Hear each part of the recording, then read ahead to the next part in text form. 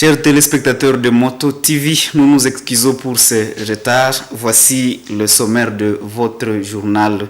Le commandement des forces armées de la République démocratique du Congo vient de lancer une opération armes à feu contre $50 à $150 à ville de Butembo.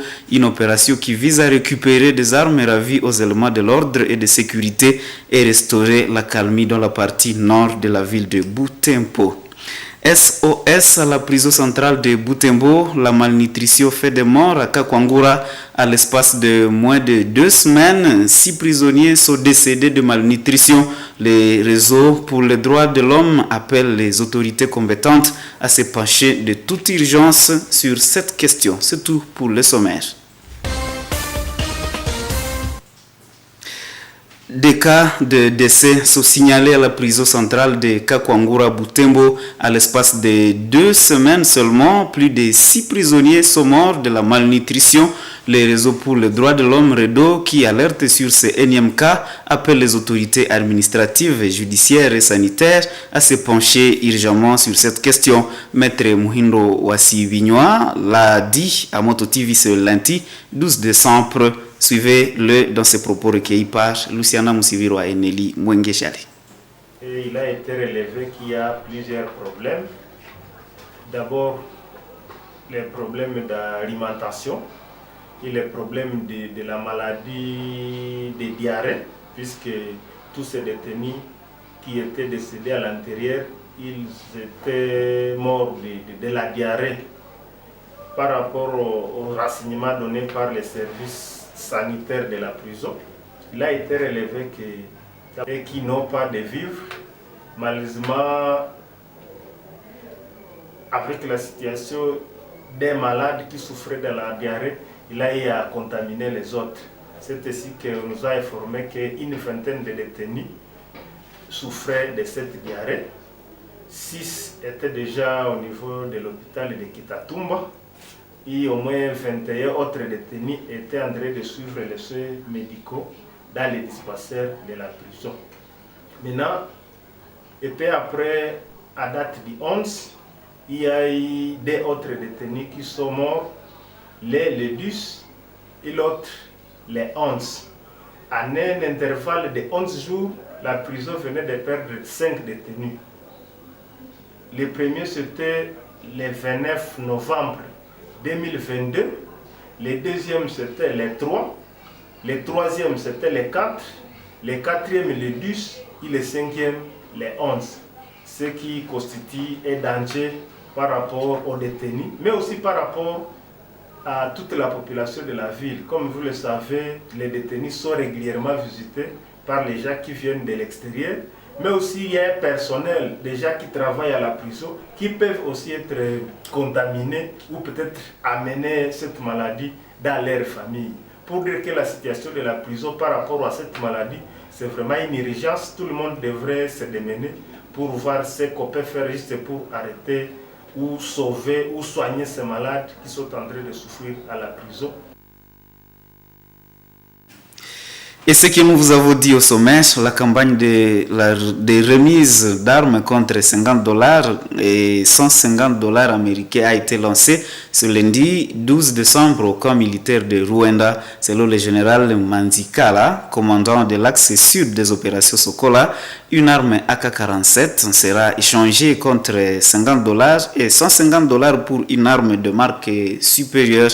Cette campagne est une issue du dialogue entre les autorités militaires et des jeunes du groupe de pression anti-gang au sujet de la sécurité dans la partie nord de la ville de Butembo. Détail avec Georgine Tawitemouira dans ce reportage de Mwanampenzi Manzekele. Il est 11 heures. Des autorités militaires et le représentant du groupe de pression anti-gang commencent leur échange ici dans la salle de réunion du camp militaire de Rwanda. Ce dialogue porte sur la situation sécuritaire et la multiplication des positions militaires dans le nord de la ville de Butembo contre les points de vue des habitants des quartiers où sont installées ces positions. Selon le commandant des FARDC, ces positions ont été implantées dans des quartiers situés au nord de la ville de Butembo dans la logique de barrer la route aux attaques miliciens dont la plupart proviennent de cette partie.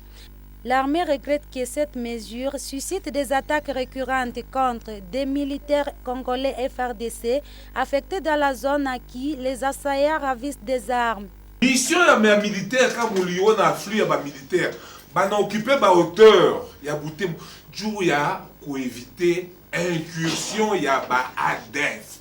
Nous avons la mission, notre première mission c'est ADF. Ce n'est même pas le Maï-Maï. Ce n'est pas le Maï-Maï. Chez nous, nous avons un adage qui dit on ne défend pas l'objectif dans l'objectif. Non. Rester dans la ville, qu'est-ce que moi je vais protéger ici dans Rwanda? Non. Je dois aller au-delà de Rwanda pour mieux laisser Rwanda, la ville derrière moi pour vous sécuriser. C'est pas ça. Donc ce n'est pas nous, on n'a même pas à tout la même vision, jamais. Nous, on voit le danger qui vient là-bas. Les maisons qu'on est en train de Kuvunja, ce sont des maisons ciblées. Tout à coup, pita, pas tout le monde. Ah, donc tu ne pas t'a donné moi. Il faut tout vous. À quoi on a battu? Tout qu'on a droit à Kuvunja. Tu vas suspendre, tu vas quoi? D'accord, on dit qu'on va interpeller. Oui, c'est ça. Malgré les suspects, ils ont pris malin, on a dit de oh, pour les balifunga manzikala. Mais c'est dans ce sens que les commandants des FARDC sensibilisent la population de Butembo à contribuer à la récupération de ces armes à feu. Le commandant de la zone opérationnelle Sokola Sud a lancé une campagne de remise d'une arme AK-47 contre $50 et $150 contre une arme PKM. L'objectif est de restaurer le climat de quiétude en ville de Butembo, une opération saluée par le groupe de pression anti-gang. Le général nous a accueillis et cet accueil a été fructueux pour nous parce que depuis hier, nous étions décidés de rencontrer les autorités politico-militaires parce que notre ville de Butembo a une insécurité, il y a une méfiance entre la population et l'armée. Mais aujourd'hui, nous venons de lui donner nos cris d'alarme. Et ces réponses nous ont été très bonnes. Et nous allons continuer jusqu'à la fin afin que les fêtes qui approchent, toute la population soit en sécurité. Le mouvement anti-gang s'est trouvé mécontent de tout ce qui s'est passé. Et à la rencontre du général, il nous a assuré qu'il va contrôler ces éléments, qu'ils seront éduqués quant à ceux. Et à cela, nous avons eu une très bonne réponse où il appelle tous ceux qui gardent les armes de les amener. Et s'ils ont peur, ils peuvent passer par le mouvement anti-gang et un cadeau est réservé pour eux. Un cadeau qui va entre $50 et $150 selon la grandeur de l'arme. Cette autorité militaire appelle la population à collaborer avec son armée loyaliste pour asseoir la sécurité dans la ville de Butembo et ses environs. Un culte de prière pour la paix au Congo a été organisé par la jeunesse protestante en ville de Butembo dans le temple CBCE de Vungi ce dimanche 11 décembre 2022. Au pris part à cette activité, les représentants des 15 sites de l'ECC ville de Butembo, l'Union de la jeunesse catholique, le président urbain du conseil de la jeunesse, le chef urbain de la jeunesse, et le mouvement citoyen et le groupe de pression des groupes de pression et l'IJC catholique. Reportage Mirembe Chitawite. C'est en Fungi dans le temple de la CBC que cette prière a eu lieu à partir de 14h juste. Pour commencer, les chorales protestantes de tous les sites se sont succédés en chantant pour la paix. Il s'agit des sites Matanda, Emigel, Busenzera, Butemboville, Malera, Kimemi, Kavitero, Iranja, Katwa, Kitulu, Diapanda, Urumbika, Kikion. Ce culte a été organisé pour prier pour la paix.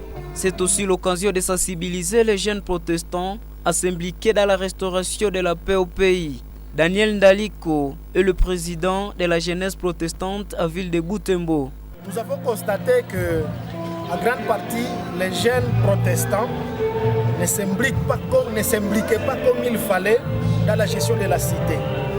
Alors, vu les difficultés, vu les problèmes qui sont dans la cité, dans la société, donc, nous nous sommes dit que nous aussi nous devons voir comment donner notre apport pour apporter certaines solutions aux problèmes qui se vivent dans notre société. Et a participé à cette prière, le président de l'Union de la jeunesse catholique, Caputo, a saisi l'occasion pour demander à la jeunesse présente dans cette activité de prendre conscience du danger que court le pays. L'heure est grave. Nous devons nous lever et prendre la question de la sécurité, la question de la paix en main.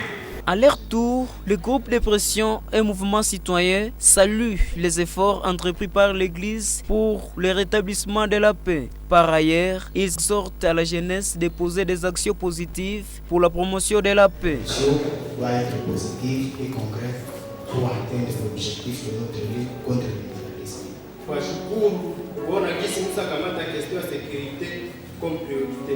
Cette cérémonie a été ponctuée par des chants, des allocutions qui promeuvent la paix.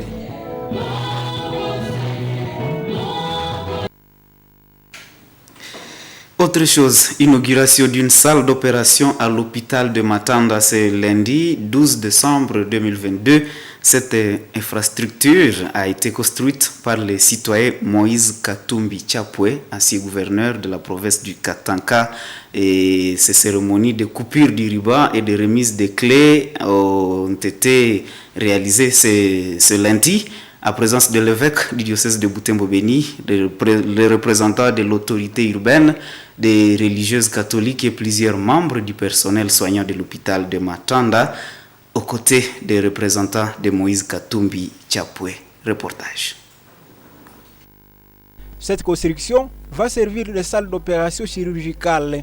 Les clés de ces blocs ont été remises avec des matériels qui seront utilisés. Le médecin directeur de l'hôpital de Matanda a réceptionné ces dons de Moïse Katumbi Chapwe avec reconnaissance. La sœur Katsongeri Anastasie parle d'une réponse à un besoin concret de la population de Butembo. C'était vraiment un besoin réel pour notre hôpital et pour toute la population de Butembo-Beni et de toute la République. Nous a amené de l'amour. Cet amour est composé de plusieurs instruments. Nous avons d'abord les bâtiments, nous avons aussi l'équipement. Cet équipement est constitué du matériel de la salle d'opération. Nous avons une table opératoire avec l'appareil d'anesthésie. Nous avons un échographe. Nous avons aussi une salle de réveil qui est bien équipée avec 5 lits. Sur chaque lit, nous avons un moniteur pour la surveillance des malades. Nous avons aussi tous les réconforts possibles pour ce malade. Nous avons aussi, nous a amené un appareil pour la stérilisation du matériel. Vous savez qu'en salle d'opération, on utilise du matériel stérile. Nous a amené aussi quelques boîtes d'instruments qu'on va utiliser, une boîte de césarienne, une boîte pour la laparotomie, une boîte pour l'orthopédie, pour les accidentés de la voie publique. L'évêque du diocèse de Butembo-Beni est venu bénir ces bijoux. Il a saisi cette opportunité pour appeler les politiques congolais à poser des actions sociales en tant que citoyens. Trop souvent, il nous rassasie des mots, paroles et des promesses dont on ne voit pas la réalisation. Mais lui, il est il n'est pas directement dans la politique telle qu'elle se fait dans notre pays, mais il a pris l'initiative, d'ailleurs très discrètement, du fond de son cœur, en ayant attendu et écouté certainement nos cris du cœur, de souffrance que nous endurons ici.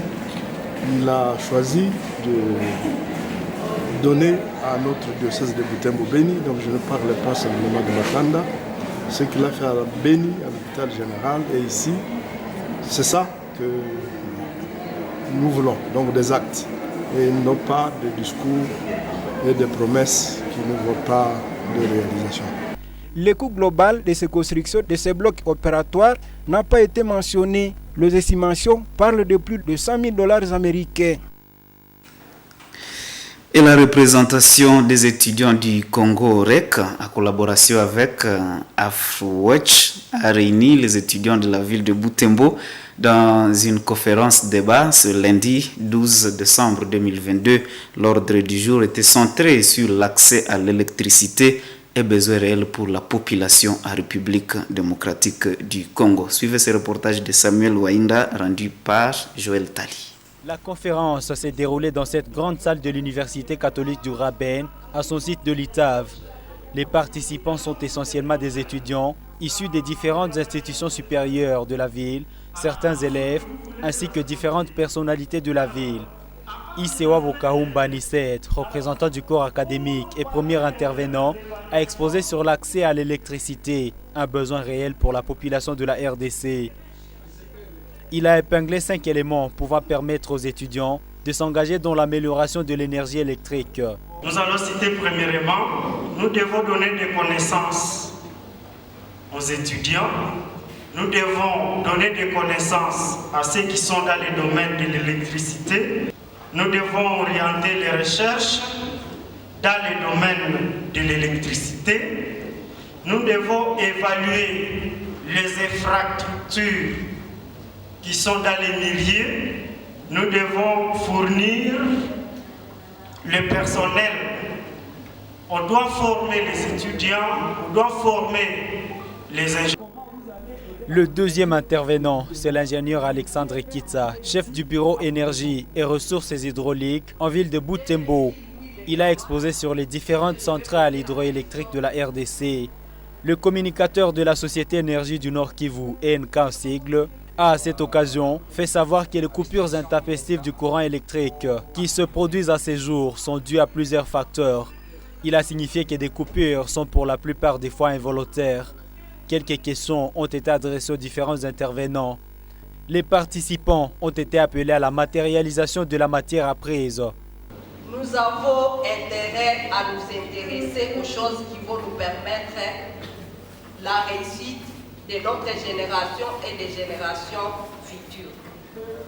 Je ne suis pas là pour des mots écrits ou quoi, mais je nous rappelle que nous devons bien suivre et bien être informés en vue de bien mener nos actions de plaidoyer. Au nom de tous les étudiants, Fabrice Mubunga, 3e vice-président de la REC, a remercié tous les intervenants. Remercions tout le monde.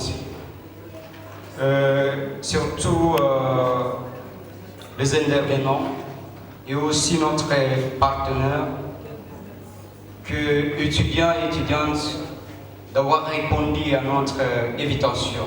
Les remarques que vous venez de donner, les représentants là vont donner les informations à l'institution de l'ENK pour améliorer.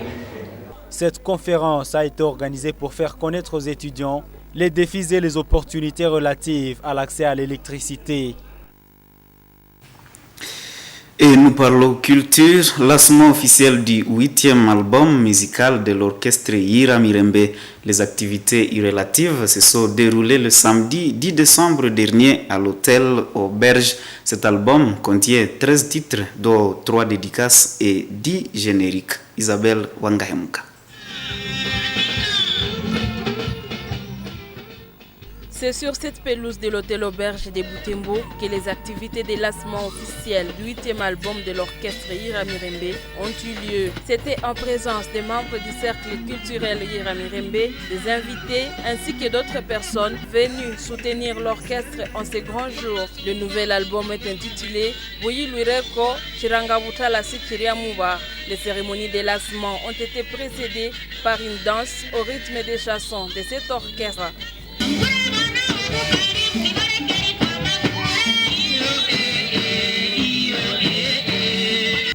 Le moment venu, quelques titres de l'album ont été exécutés devant ces publics pour appréciation. C'est par cette cérémonie, présidée par les représentants de la culture et art en ville de Butembo, que cette œuvre a été officiellement larguée sur les marchés de l'audiovisuel. Boyi Luireko Chirangabuta la Sikiria Muba, un titre porteur du message qui invite le peuple à l'éveil de la conscience. À en croire le père Claude Bindoubi Koumoua de l'équipe artistique, Les contenus de ces différentes chansons appellent le peuple souffrant à penser à se défendre avant de compter sur les efforts des autres.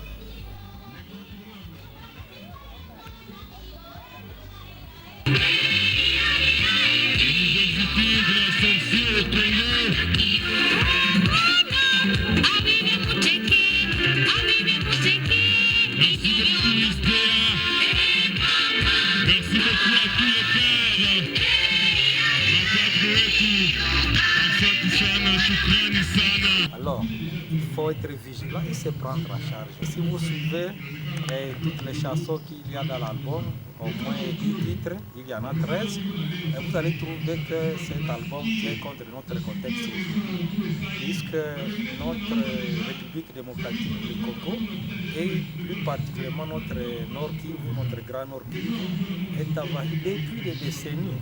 Alors, nous essayons d'interpeller chacun de contribuer à la paix. Et cette contribution à la paix, justement, dépend d'abord de la volonté de chacun de rechercher à retrouver la paix à soi-même. C'est la raison pour laquelle nous avons lancé cet album. C'est vraiment une œuvre d'éducation.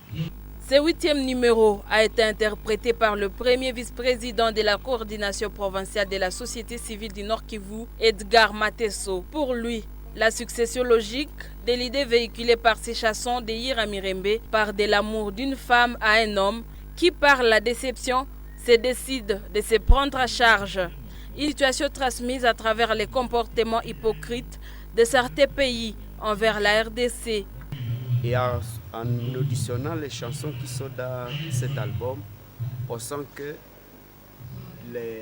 la succession logique de ces chansons part de l'amour à la déception jusqu'à l'autoprise en charge. Donc on part de l'amour à l'autoprise en charge en passant par la déception.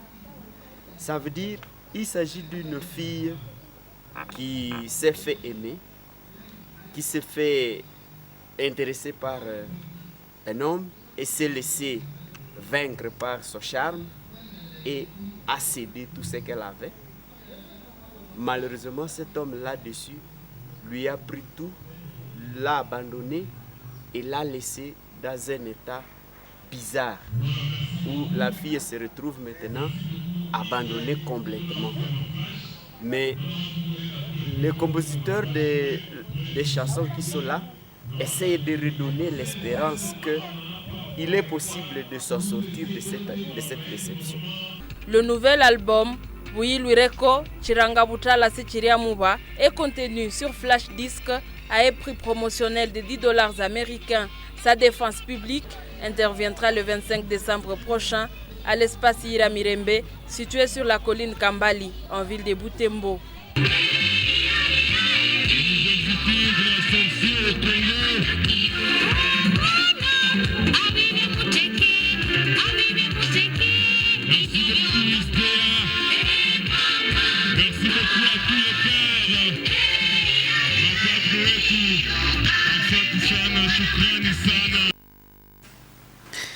Et avant de parler sport, d'abord cette page, la coalition de forces armées de la République démocratique du Congo, FARDC, et l'armée ougandaise UPDF annonce avoir neutralisé plusieurs dizaines de rebelles EDF dans les territoires de Beni et Irumu la semaine dernière. Le porte-parole de ces opérations conjointes indique que les FARDC et UPDF ont détruit un campement des rebelles et récupéré plusieurs matériels de guerre de leurs mains. Un reportage de Delphé Mupanda depuis Beniville. Les forces de la coalition FARDC et UPDF ont lancé l'attaque contre les campements des ADF au village Béou, près de Bog à la limite entre le Nord Kivu et l'Ituri le week-end. C'est à partir de ces campements d'où ils planifieraient des attaques contre les villages de cette région. D'après le lieutenant-colonel Makazuka et porte-parole de ces opérations, 30 combattants ADF ont été neutralisés, parmi lesquels 2 Arabes, mais aussi la récupération de plusieurs armes, munitions et autres matériels de guerre. D'autres offensives se sont déroulées dans la vallée de Moalika depuis environ 2 semaines, où un autre campement a été détruit, ce qui a facilité la reddition et l'arrestation de certains autres, dont un leader des ADF du cas de Moalika et la libération des otages. 30 EDF sont neutralisés à Ituri, côté du Rouge. Il y a de matériel qui ont été récupérés. Du côté du territoire de Béni, il y a des leaders qui sont neutralisés. Il y en a qui ont été capturés. Il y a des rendus. Il y a des otages. Les militaires de la coalition sont déployés dans la vallée de Moalika. L'ennemi avait une arme redoutable qui est la bombe artisanale. La bombe artisanale ne permettait pas à nos militaires de faire le fouillis et le ratissage. Ça ralentissait la progression, ça blessait énormément nos militaires. On s'est dit, il faut qu'on passe directement au bombardement. Les forces de défense du peuple ougandais au PDF et les forces armées de la RDC mènent conjointement des opérations contre les ADF à Béni et Ituri. Même si certaines attaques sporadiques sont encore signalées dans certains villages, les 2 forces se félicitent des avancées significatives de la poursuite et demandent l'accompagnement de la population dans ces opérations.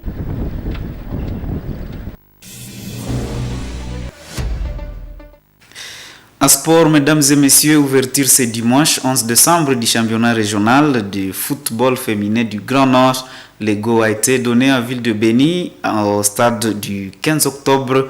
Le football club Espoir de l'Avenir et le football club Gillette, 2 équipes de la ville de Béni, ont levé le rideau de cette compétition. Espoir a remporté ce match par le petit score d'1-0. Joël Tali pour le reportage. Le football club féminin Espoir de l'Avenir à Blanc centre cette première balle de la nouvelle saison. En face, le football club féminin Gillette en vert. Les 2 équipes offrent du spectacle au public pendant environ 2 heures. Ce match se solde par le score d'1-0 en faveur du FCF Espoir de l'Avenir.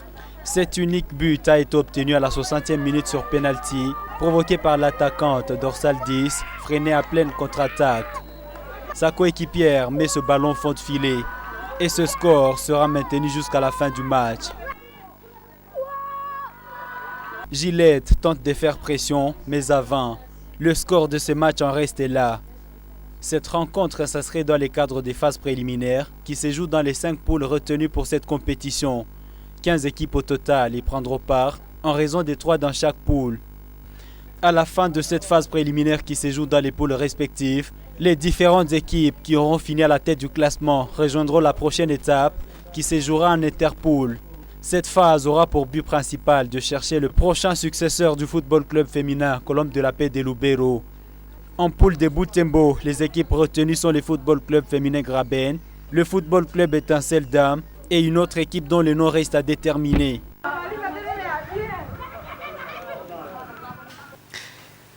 Et les demi-finales de la Coupe du Monde Qatar 2022 démarrent ce mardi 13 décembre 2022.